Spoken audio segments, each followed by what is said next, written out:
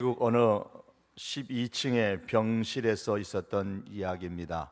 죽음을 앞둔 두 환자가 있었는데 한 사람은 폐의 일부를 제거한 환자였고 다른 한 사람은 사고로 척추가 탈골된 환자로서 꼼짝도 하지 못하고 누워있는 환자였습니다. 두 환자는 죽음밖에는 생각할 것이 없었는데 그 병실에 두 사람이 있으면서 많은 이야기를 서로 누워서 전했습니다. 가족에 대해서, 친구에 대해서, 이전에 가졌던 직업에 대해서, 삶에 대해서 이야기를 나누면서 그 질병의 고통을 함께 나누고 견디면서 그렇게 병실 생활을 했습니다. 어느 날 창밖을 멍하게 바라보고 있는 한 환자에게 척추 환자가 물었습니다. 거기 창밖에 뭐가 있니? 물으니까 창밖을 보고 있던 이 폐를 자른 환자가 잠시 망설이다가 이렇게 대답을 합니다. 오늘 날씨가 무척 화창하네. 아름다운 공원도 보이고 꼬마들이 저 공원에서 뛰어놀고 호수에는 작은 배 한 척이 떠 있고 그 옆에는 오리들이 줄을 지어고 가네. 아이고 저런 꼬마들 봐라. 꼬마들이 그냥 엎어져서 흙투성이가 되어버렸네. 그러면서 창밖의 풍경을 상세하게 설명을 해 주었습니다. 그러자 척추를 다친 환자가 말했습니다. 나도 일어나서 바깥을 볼 수 있었으면 참 좋겠네. 그러자 폐일부를 제거한 환자가 자네는 곧 머지않아서 그렇게 될 거야. 일어나 앉게 될 거니까 몸을 일으켜 창밖을 보게 될 날이 꼭 올 거야. 이렇게 격려를 했습니다. 그 후에 창가에 누워있는 이 폐 환자는 매일 오후 3시가 되면은 바깥을 내다보면서 창밖에 보이는 풍경을 이 꼼짝도 못하는 척추 환자에게 이야기를 해 주었습니다. 날마다 변화무쌍한 날씨 이야기도 해주고 그 창밖에서 펼쳐지는 다른 풍경들의 모습을 그렇게 신나게 설명을 해 주었습니다. 덕분에 척추 환자의 상태가 눈에 띄게 호전되어졌습니다. 그러던 어느 날 오후 3시가 되었는데 폐 환자가 몸을 일으키지 않았습니다. 세상을 떠난 겁니다. 텅 빈 병실에 혼자 남겨진 이 척추 환자는 간호사를 불러서 자기의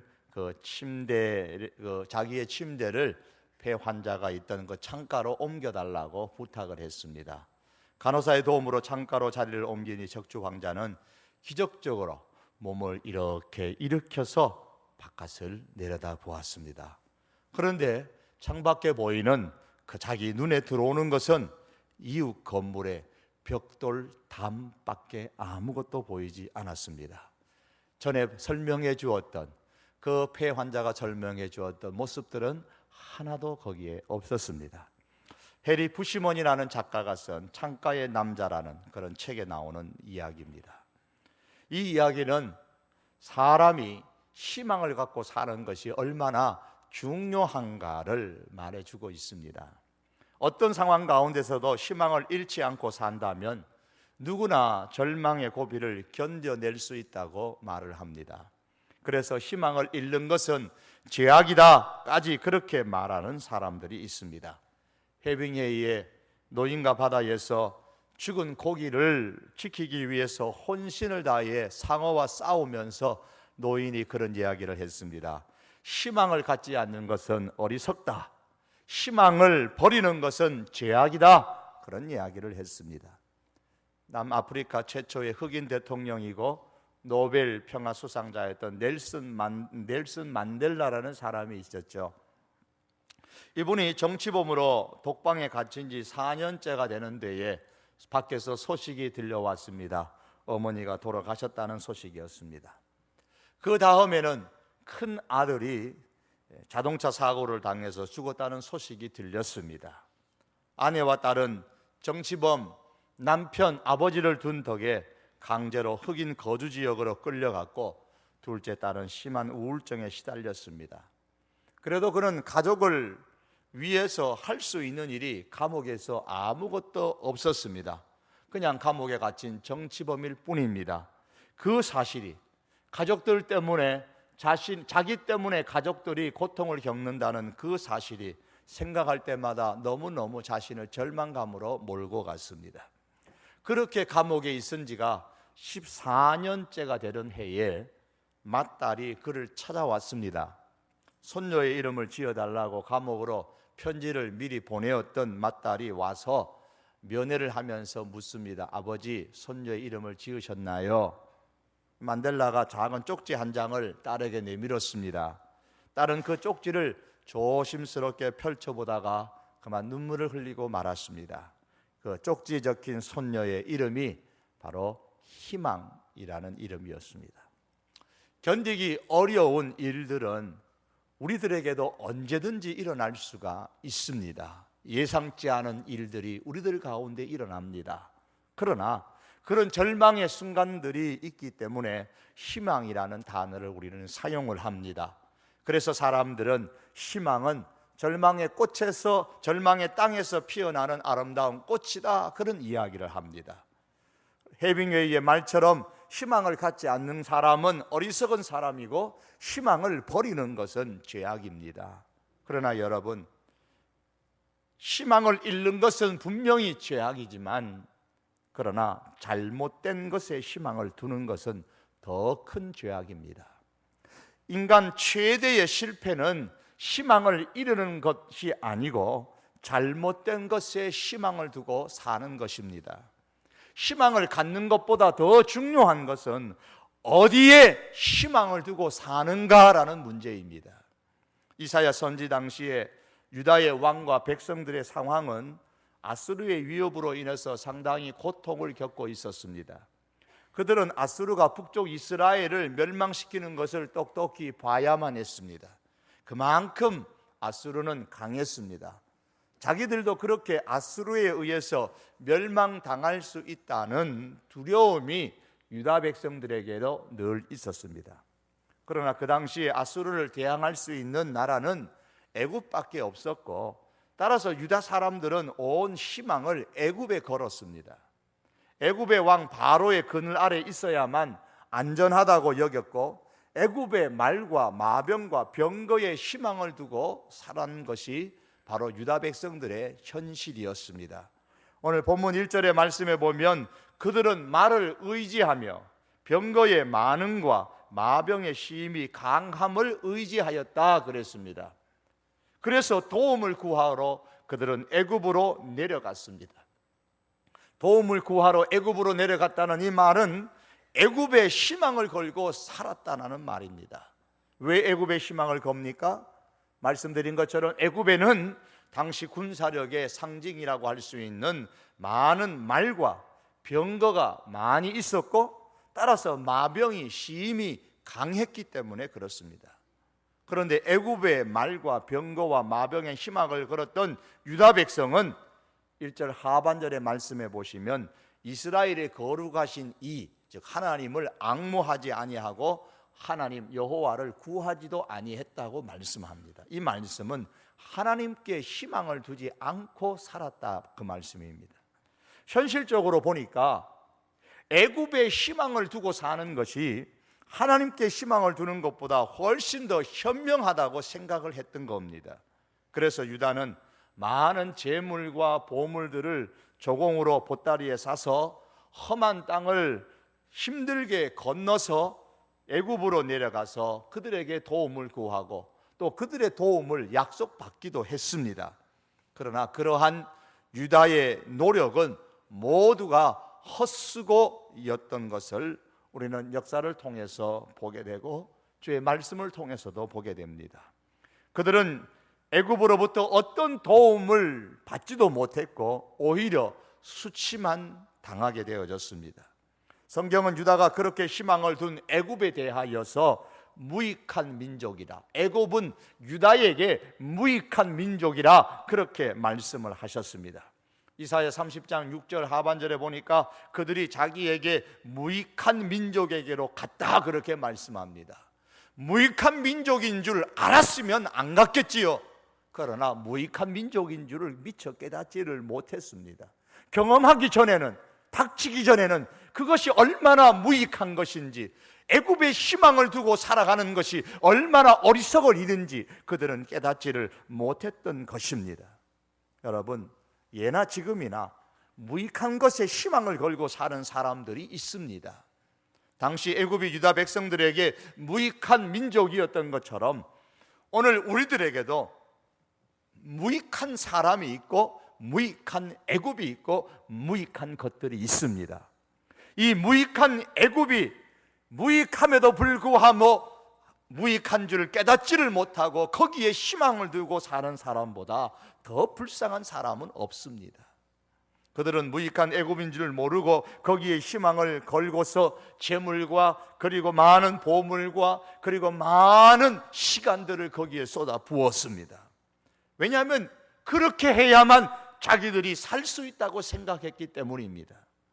하지만 그들은 그 모든 노력이 무익한 헛수고라는 것을 겪고 나서야 비로소 깨닫게 되어졌습니다. 하지만 깨달을 때는 이미 늦었습니다. 유다는 도움을 구하러 애굽으로 내려갈 때는 애굽이 자신들에게 무익하다는 사실을 몰랐습니다. 왜 몰랐습니까? 하나님께 묻지 아니하고, 성경은 하나님께 묻지 아니하고 다만 세상 흘러가는 정세만 보고서 계획을 세우고 결정을 했기 때문입니다.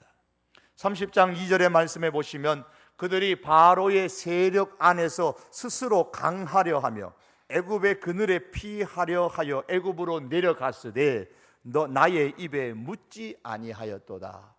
하나님께는 묻지 아니하고 갔다, 그렇게 말씀합니다. 왜 묻지 않았을까요? 하나님께 희망을 두지 않았기 때문입니다. 하나님께 물어봐야 별 희망이 없다고 생각했기 때문입니다. 하나님께 물은들 무슨 희망이 있겠냐는 겁니다. 그럴 시간이 있으면 차라리 애굽에 한 번이라도 더 내려가는 것이 훨씬 자신과 자신의 가족과 나라를 위해서 더 유익하다고 여겼기 때문입니다. 여러분, 희망을 잃는 것이 죄라면 하나님께 희망을 두지 않는 것은 죄를 더하는 것입니다. 오늘 성경의 말씀에 보니까 이 애굽의 희망을 두고서 살아갔던 유다 백성들을 향하여 30장 1절은 이렇게 말합니다. 나로 말미암지 아니하고 나의 영으로 말미암지 아니하고 죄에 죄를 더하도다, 그렇게 말씀했습니다. 유다의 문제는 애굽의 말과 마병과 병거에 희망을 두었으나 하나님께는 희망을 두지 않았다는 데 있었습니다. 희망을 갖는 것보다 더 중요한 것은 어디에 희망을 두고 살아가느냐는 겁니다. 사랑하는 성도 여러분, 혹시나 유다 백성들처럼 무익함에도 불구하고 그 사실을 깨닫지 못하고 무익한 애국과 같은 존재에 희망을 걸고 있지는 않으십니까?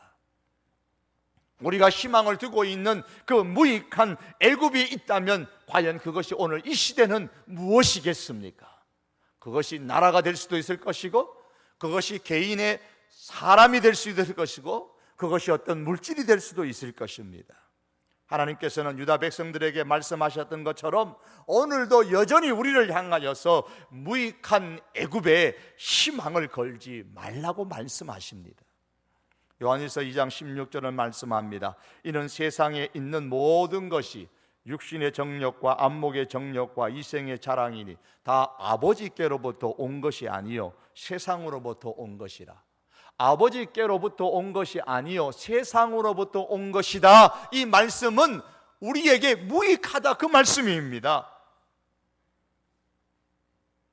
하나님 아버지께로부터 온 것은 우리에게 유익한 것이지만 세상으로부터 온 것은 유익한 것이 아닙니다.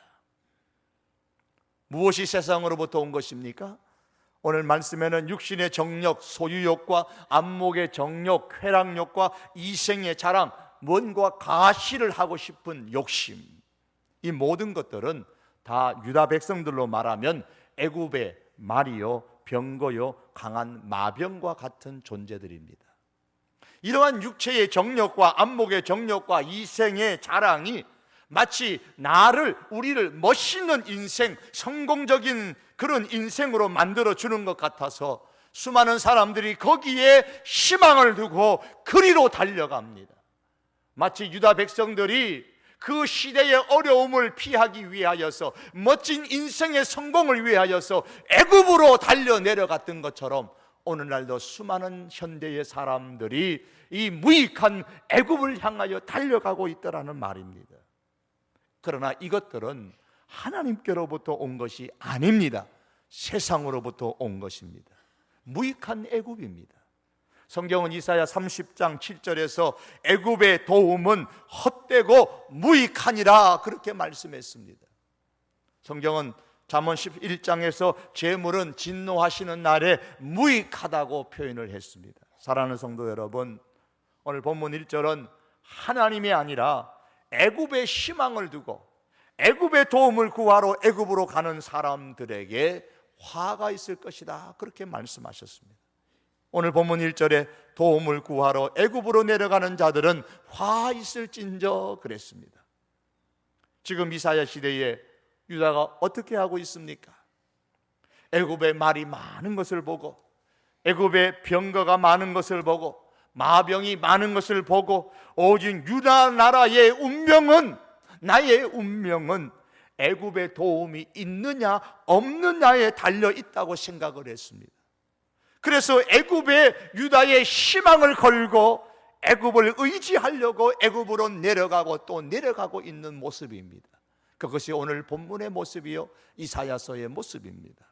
그들을 향해서 하나님께서 말씀합니다. 3절의 말씀입니다. 애굽은 사람이요 신이 아니며 그들의 말들은 육체요 영이 아니라. 애굽은 사람이지 신이 아니라 그랬습니다. 애굽의 그 수많은 말들은 영이 아닙니다. 신이 아닙니다. 다시 말하면 너희가 왜 애굽이 너희를 도와줄 수 있는 신처럼 여기고 절대적으로 신뢰하고 애굽으로 내려가느냐? 왜 그 애굽을 위하여서 수많은 보물과 재물을 쌓고 시간을 내어서 애굽으로 내려가느냐? 애굽이 너희의 절대적인 도움이 아니라고 말씀합니다.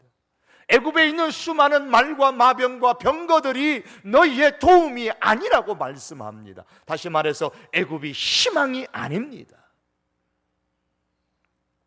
올해는 정전 60년을 기념하는 해입니다. 6.25가 일어나고 휴전되어진 지 60년 해입니다. 사실 한국 전쟁에 유엔에 참여가 없었다면 힘들었겠죠. 그리고 그 중에서도 미국은 젊은이들이 한국 땅에 와서 4만 명이 넘는 사람들이 이 땅의 백성을 위해서 희생을 했습니다. 그들의 도움에 의해서, 그들의 원조와 그들의 우리를 향한 사랑 때문에 우리나라가 이만큼 자유와 민주주의를 지킨 것이 사실입니다. 거기에 대해서 60주년을 맞이하면서 또 우리 박 대통령은 미국 의회에 가서 감사하다는 표현도 했고 실제로 감사한 일이죠.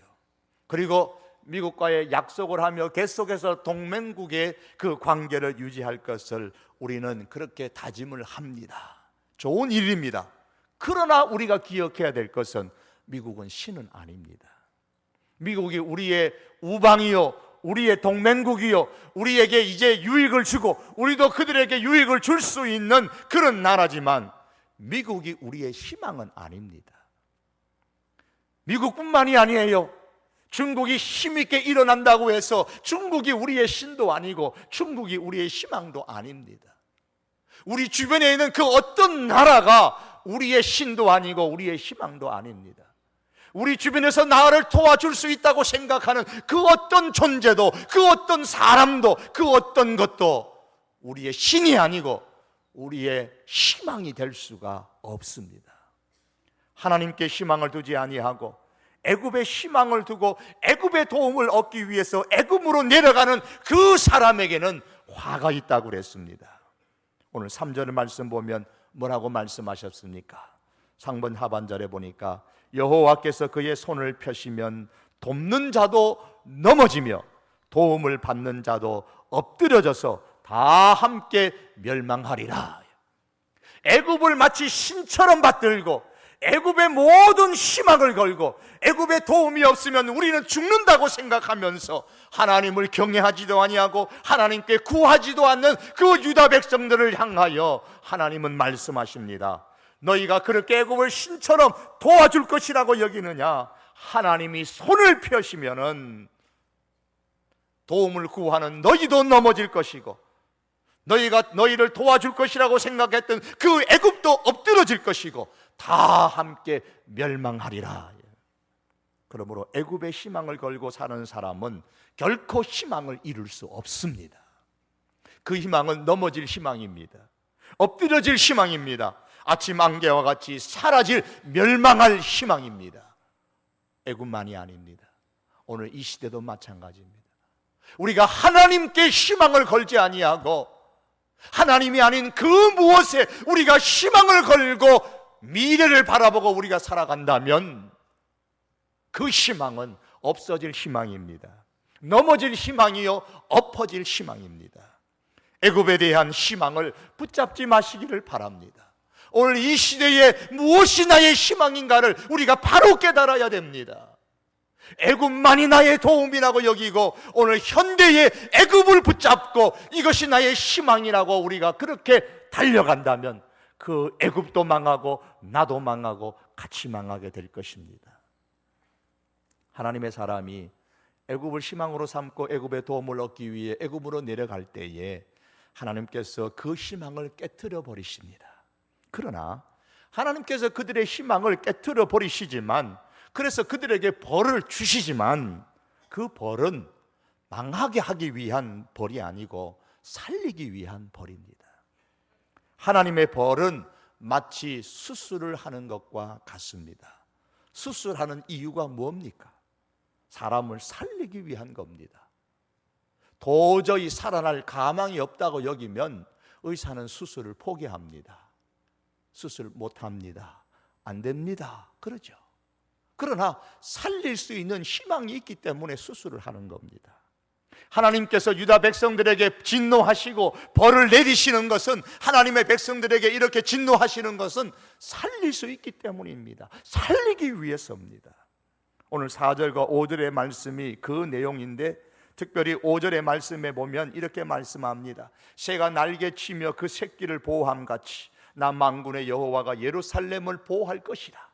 그것을 호위하며 건지며 뛰어넘어 구원하리라. 그렇게 말씀하셨습니다. 하나님께서 애굽을 희망을 삼고 애굽으로 내려가는 이 유다 백성들을 분명히 하나님께서 벌을 주실 것이라고 예언을 하셨습니다. 그 말씀대로 역사 가운데서 하나님께서 이 유다 백성들을 멸망케 하셨습니다. 그들에게 분명히 벌을 주셨습니다. 그러나 그 벌은 수술과 같은 벌입니다. 하나님께서 그 유다를 다시 살리시겠다고 말씀하셨습니다. 하나님께서는 애굽의 말과 마병과 병거를 의지하는 그 연약한 유다 백성일지라도, 그들로 인해서 마음이 힘이 상하였을지라도 그 백성을 포기하지 않으시겠다는 말씀입니다.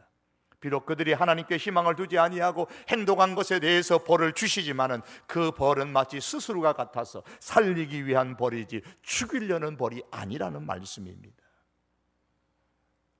성경은 시편 30편 5절에 보니까 이런 말씀을 기록하고 있습니다. 그의 노염은 잠깐이요 그의 은총은 평생이로다. 저녁에는 울음이 깃들지라도 아침에는 기쁨이 오리로다.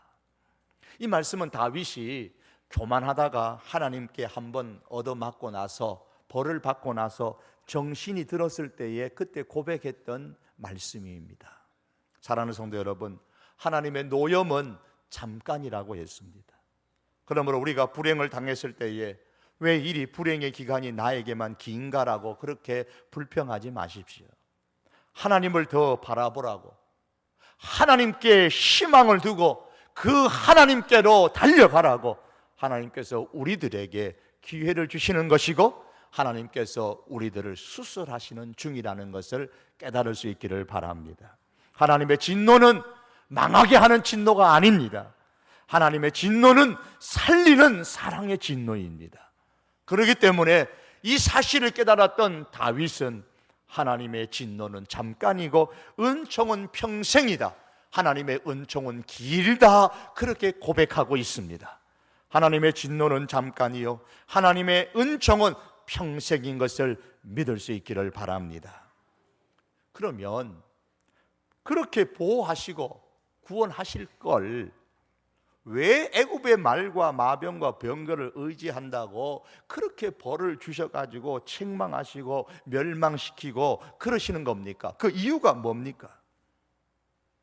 돌아오라는 겁니다. 돌아와라. 6절의 말씀에 이스라엘 자손들아 너희는 심히 거역하던 자에게로 돌아오라. 돌아오라고 하나님께서 지금 벌을 주시는 겁니다.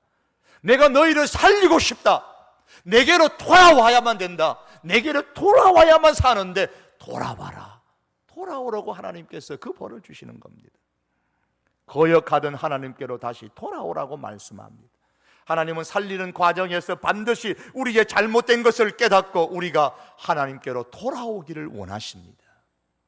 그러므로 여러분, 우리가 어떤 어려움 가운데 직면했을 때에 내가 유다처럼 하나님보다 애굽의 말과 마병과 병거를 더 의지하지는 아니하고 있는지, 하나님께 희망을 두지 아니하고 그 무익한 애굽의 희망을 두고 살고 있지는 않는지 우리 자신들을 잘 성찰해 볼 수 있기를 바랍니다. 그리고 만일 내가 하나님의 안에 다른 것에 희망을 두고 살았다면 거기서부터 우리는 돌아서야만 합니다. 다시 하나님께 희망을 두고 살아야만 합니다. 돌아오는 사람에게만이 희망이 있습니다. 그러나 하나님께로 돌아올 때는 반드시 먼저 섬기던 우상을 버려야 됩니다. 7절의 말씀 보면 너희가 자기 손으로 만들어 범죄한 은우상 금우상을 그날에는 각 사람이 던져버릴 것이며, 애굽에 희망을 두고 살았습니까? 하나님께로 돌아올 때는 애굽을 던져버려야 됩니다. 내가 희망을 두었던 그 무엇이 있다면 그것을 던져버리고 우리가 하나님께로 돌아가야 합니다. 하나님께 희망을 두고 하나님께 돌아갈 때는 먼저 반드시 내가 지금까지 희망을 두었던 그것을 던져버려야만 합니다. 그리고 돌아서서 하나님께로 올 때에 품어야 할 희망이 있습니다. 그것은 하나님을 예배하는 희망입니다. 하나님을 예배하는 소망입니다. 9절 하반절의 말씀입니다. 여호와의 불은 시온에 있고 여호와의 풀무는 예루살렘에 있느니라. 본문의 마지막 말씀입니다. 여기서 시온과 예루살렘은 같은 지명 이름이죠. 같은 예루살렘을 말합니다. 풀무라는 것은 본래가 불을 지피우는 아궁이를 의미합니다. 그래서 여기서 여호와의 풀무다 그러면은 여호와의 하나님 앞에 이 제사를 드리는 아궁이니까 번제단을 의미합니다. 그리고 여호와의 불은 그 번제단에서 번제를 드려 불이 타오르는 것을 의미합니다. 즉 예루살렘 성전에서 다시 예배가 회복될 것이다 라는 말씀이 이 9절 하반절의 말씀입니다. 어떻게 해서 예배가 회복되어집니까? 애굽에 희망을 두었던 그 유다 백성들이 하나님께 희망을 두지 않았기 때문에 그들은 하나님 앞에 올라와서 번제단에 제사 드리는 것, 다시 말하면 예배하는 것을 소홀히 여겼던 겁니다. 그러나 그들이 깨닫고 난 다음에 하나님께서 수술하시고 그들이 깨닫고 난 다음에 하나님께로 돌아올 때는 하나님께 희망을 두고 이제 다시 꺼졌던 그 번제단에 불이 살아나고 하나님 앞에 예배하는 그 예배가 회복될 것이라는 말씀입니다. 즉 하나님께로 돌아온 사람이 품어야 할 소망이 무엇냐? 하나님을 예배하는 것입니다.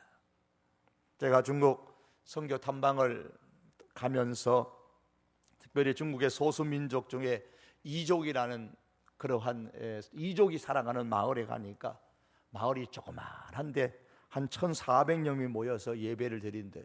이 조그만 마을에 1,400명이 어디서서 이렇게 오냐고 물으니까 이 마을뿐만 아니라 40리, 50리, 60리, 100리 떨어져 멀리서 있는 사람들이 다 걸어서 온다는 겁니다. 다 걸어갖고 예배드리러 온다는 겁니다. 아하, 이 산골 깡촌에도 하나님께서 이렇게 예배하는 자를 많이 두셨구나, 그걸 깨달았습니다. 묘족이라는 소수민족이 있습니다. 이 묘족들은 역사 이 중국의 역사 가운데 쫓겨나가지고 이 산으로 도망을 가서 산 꼭대기 조금 아래 한 8분 능선이나 9분 능선쯤에 살아가는 사람들입니다. 산 정상을 10분 능선이라 그러면 8분, 9분 능선쯤에 살아가는 거기에 운막을 치고 사는데, 그런데 그들이 섬기는 교회를 가보니까 그 산 꼭대기에다가 교회는 아주 잘 지어놨어요. 물론 우리와 같은 이런 건물은 아니지만 그들의 집과 비교하면은 그들의 교회는 잘 지어진 별장과도 같아 보였습니다. 하나님께서 그 오지산 위에 하나님을 예배하는 백성을 두셨다는 사실이 정말 감격스러웠습니다. 이런 모습을 보면서 느낀 것이 그겁니다. 아, 정말 하나님은 하나님을 예배하는 자를 찾으시는구나. 그 사실을 깨달았습니다. 사랑하는 성도 여러분, 하나님은 오늘이나 유다 백성 그 이사야 시대나 오직 하나님께 희망을 걸고 하나님을 예배하는 자를 원하십니다. 도움을 구하러 애굽으로 내려가지 마십시다. 세상의 소유욕과 쾌락욕과 과시욕이 우리의 인생을 도와줄 것으로 생각하고 많은 사람들이 거기에 희망을 두고 글로 내려가면서 하나님을 예배하는 자리를 잃어버리는 사람들이 오늘 이 시대에 얼마나 많은지 모릅니다. 그러나 그 도움을 줄 것이라고 생각하는 그 자리, 애굽의 그 자리가 어떤 자리입니까? 도움의 자리가 아니고 수치의 자리고, 도움의 자리가 아니고 그 자리가 멸망의 자리인 것을 오늘 성경이 우리에게 말씀하고 있습니다. 예배를 잃어버리는 자리는 멸망의 자리입니다. 예배를 잃어버리는 자리는 수치를 얻는 자리입니다. 성도가 있어야 할 자리는 예배의 자리입니다. 하나님께 희망을 두고 예배를 드리는 그 자리, 그 자리는 바로 하나님의 도움을 덧입는 자리입니다. 예배의 자리를 잘 지키는 그런 신앙의 사람들이 오늘 이 시대에 될 수 있기를 원합니다. 말씀을 맺겠습니다. 여러분, 희망을 버리는 것은 어리석은 행동입니다. 희망을 잃어버리는 것은 누군가가 얘기한 것처럼 죄악입니다. 그러나 하나님께 희망을 두지 않는 것은 죄 중에 죄를 더하는 것입니다. 하나님께 희망을 두고 살아가는 저와 여러분들이 될 수 있기를 바랍니다. 우리가 전심으로 오직 하나님께 희망을 두고 살아갈 때에 그 증표로서 우리가 예배의 자리를 지키며 우리가 하나님께 예배하는 것을 잊지 않는, 하나님을 향한 예배에 대한 소망을 가지고 살아가는 우리 성도의 온 교우들이 될 수 있기를 주의 이름으로 축복합니다. 기도하시겠습니다. 하나님, 도움을 구하러 애굽으로 내려가는 백성들을 향하여 화가 있을 것이고 너희가 수치를 당할 것이라고 말씀하셨습니다. 애굽에게 희망을 두는 자는 결국 그 자리가 도움의 자리가 아니요 멸망의 자리고 수치의 자리인 것을 오늘 말씀을 통해서 다시 한번 깨닫습니다. 아버지 하나님, 우리가 이 세상을 살면서 때로는 이 모양 저 모양으로 어려운 일들도 있지만 하나님 아버지, 우리가 다른 애굽의 것들을 보고 정세를 파악하고 거기에 희망을 두지 아니하고 오직 사나 죽으나 우리는 하나님께 희망을 두고 살아가는 하나님의 백성들 삼아 주시옵소서. 하나님께 희망을 두고 하나님을 예배하는 이 자리를 왕성하게 만드는 주의 백성들 삼아 주시옵소서. 하나님께 희망을 두고 달려가는 주의 백성들에게 하나님의 도움의 역사가 끊이지 않게 하여 주시옵소서. 예수님의 이름으로 기도하옵나이다. 아멘.